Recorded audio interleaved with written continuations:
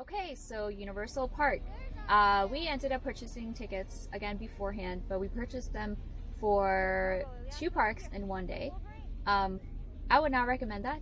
Don't do it, especially if you're going on a weekday because their hours are shorter. They're from like 8 to 5 or 9. Sorry, 9 to 5 or 9 to 6. So that was a little difficult. That's probably why we couldn't get all the rides in, but still. They were running on less capacity, but there were still a good 1,000 people, I think.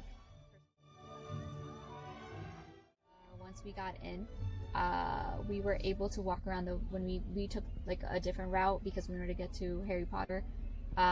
So that was really empty when we were walking. There was just like nobody there. And on the way, we kind of stopped by different places. There were characters out here, and you were able to take pictures with them, again socially distanced, very far away from them, but you were able to take pictures with them, so that was nice. When we got to the first ride that we wanted to go to, the Gringotts Ride, which was amazing, probably the best ride for me. There was like a 30-minute wait, and this was like right when we got there. So again, use your app.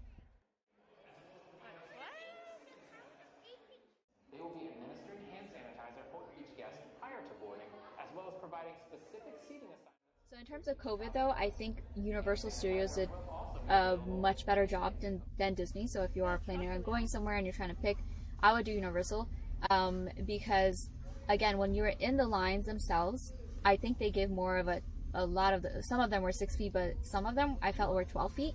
And then on top of that, like, when you make the little zigzag around, they actually left some of them, they spaced them out, so they actually closed some of the lanes. That way you're even more apart. So instead of, I guess, Disney did the big, the plastic sheets, they ended up just kind of keeping people very far apart. So I think that was nice. And the other thing is, I did see a lot of people, a lot of workers come up and they were cleaning the railings. So that was really nice to kind of keep seeing them again and again cleaning. I didn't see that as much in Disney as I did at Universal.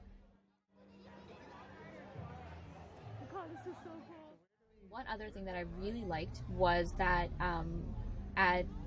right before you got onto any ride, everybody was given sanitizer. Like they purposely give it to. We had to go around and tell, because of my cousin Rias can't have it because it burns his skin.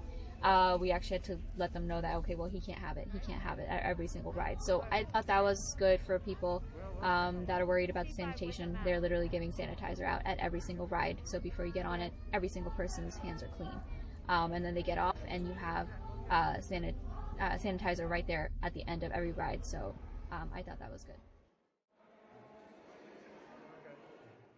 In terms of food, we ended up packing food just because we were doing two parks in one day. I think just waiting for food would have taken forever because a lot of these restaurants there, first off, it's expensive, second off, it just takes a lot of your time. So I did end up feeding my kids literally while we were waiting in the 60-minute lines. While we were sitting there in an hour, I would just have them take a bite and then put their mask back on while they're chewing. So, and it worked out great. They were all able to eat properly. I even did that at times. And then we did take a little bit of a break in the middle just to quickly eat something. So in terms of picking when you want to go, again, if you do choose a weekend, you'll have a lot more time just because they're open till late at night, but you'll have a lot more people. So if you're not used to crowds, this was already a lot of people on the weekdays, so weekends, I can't imagine how it is. It's probably closer to normal, maybe. Well, I guess not because the capacity is less, but it's going to be a lot of people. If you choose a weekday, you have less hours at the time, at least when we went, but you have less people. So I guess whatever you feel comfortable with.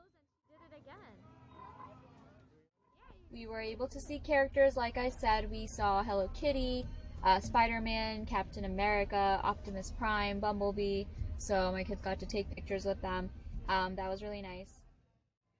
Overall, I think hands down Universal was the best part of the trip for me. I love amusement parks as it is. If you know me, you know I'm obsessed. But it was one of the best part of the trips for me, and the kids said the same thing.